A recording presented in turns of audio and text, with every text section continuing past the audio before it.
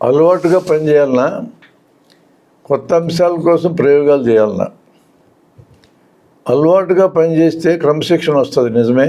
ఎప్పుడు అదే పని చేస్తూ ఉంటారు. ఉదయం 6ంటికి నిద్రలేస్తారు, రాత్రి 9ంటికి నిద్రపోతారు.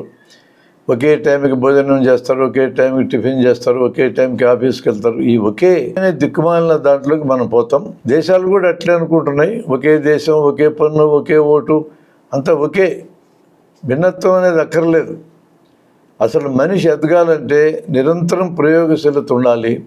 భిన్నత్వం కోసం, కొత్తదనం కోసం ప్రయోగం చేస్తూనే ఉండాలి. నిరంతరము చేసిన పనే చేయాలా అనే దాంట్లో అనుయాయులు తయారవుతారు తప్ప లీడర్స్ తయారు గారు. భిన్నత్వం కోసం చేసే ప్రయోగంలోనే కొత్తదనము, కొత్త వాళ్ళు తయారవుతారు.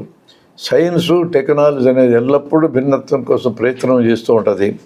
అందువల్లనే ప్రపంచంలో అన్ని వ్యవస్థలను నడపడానికి కావాల్సిన సామర్థ్యం, శక్తి సైన్స్కి, టెక్నాలజీకి ఉన్నది. మిగతా వాటికి లేదు. అది కారణం వాళ్ళు ఎంకరేజ్ చేసేది నూతనత్వాన్ని. మామూలు నిత్య జీవితంలో నిరంతరం మనం కోరుకొని ప్రయాణం చేసేది క్రమశిక్షణ పేరుతో రొటీన్నెస్, అలవాటుని మనం ప్రోత్సహిస్తూ ఉంటాం. అది సరైనది కాదు.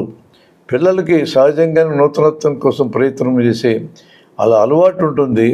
అలవాటును మనం పెంచి పోషించాలనేది నా అభిప్రాయం.